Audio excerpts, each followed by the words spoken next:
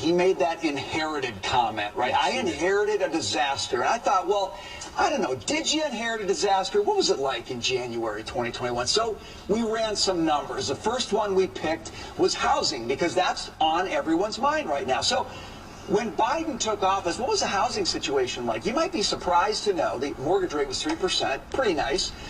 Your average monthly mortgage payment on a $400,000 house was about $1,300. Yep. Today, it's over $2,100. Over $700 increase on your mortgage payment over the course of 3 years, Stuart. That's extraordinary. Does that sound like a disaster in January 21? No, it sounds like a disaster was on the way around the corner. Right, so where it really started and where you are now. Or look at gas prices, okay? We all have to drive around. $2.42 in January 21. That's got up 37% to $3.32 today. And of course, a lot of us today are thinking more of $5 because that's how bad it got. Yep. But it's still that difficult. Or think about heating your home, for example, natural gas. How much has that gone up? Again, look at the numbers here. Biden says he got a disaster. Americans are saying, no, that was pretty good relative to where we are right now. Or electricity, powering your life. Same story. 27% increase since January 2021 until January 2024. Stuart, here's the point. We've got an election coming up. You're going to hear a president who talks a lot about what he inherited and what things were like when he took office. And America needs to know what things really were like so they can make an informed decision. Otherwise, the solution you're going to keep getting is let's pour more government spending into all of this. That's coming. And I'm telling you, that's how we got here. That's not where we started. Brian, thank you very much indeed. That was good stuff. Okay. Good stuff. The President says our State of the Union is only getting stronger. Watch this. I say to the American people, when America gets knocked down, we get back up. We keep going. That's America.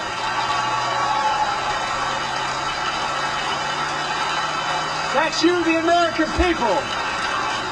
It's because of you America's coming back. It's because of you our future is bright. It's because of you that tonight we can proudly say the state of our union is strong and getting stronger.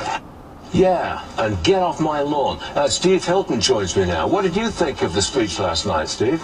I mean, for goodness sake, no thanks to you, Joe Biden. By the way, can I just add, Stuart, to the fact check on this idea that the economy was on the brink? Growth when he took over, growth in the economy, 6.5%.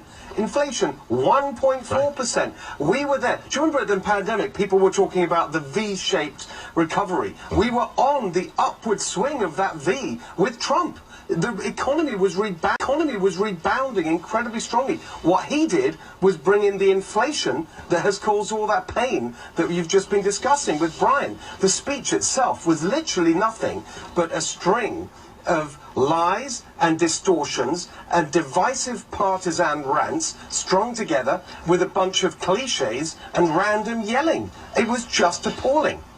Whoa, strong stuff there, Steve. Listen to this. Nancy Pelosi really disagrees with you.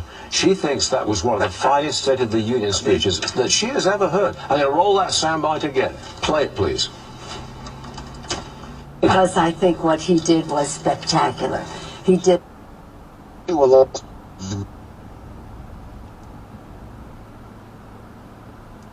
Dresses I have seen, and I've seen many. Well, Steve, he did have some vigor at the start of the speech. Yes. Didn't last until the very end, but at the start he had some vigor. Give him that. You can call it vigor.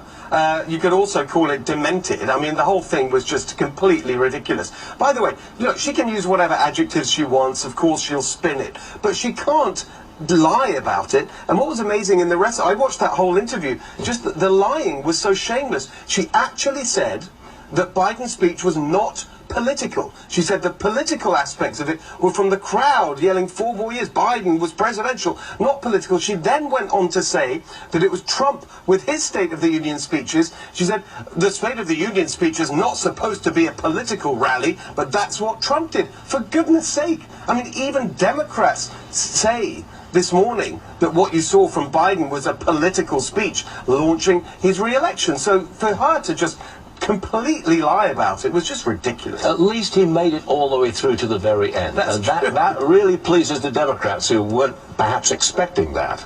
Last word to you? And actually, you could say that is the silver lining for Republicans, because if you believe that Joe Biden is a weak candidate in November, then actually this speech made it more likely that he'll remain the candidate. Fascinating. Steve Hilton, thanks so much indeed. Enjoy California this weekend. We'll see you later. Thank you, Stu.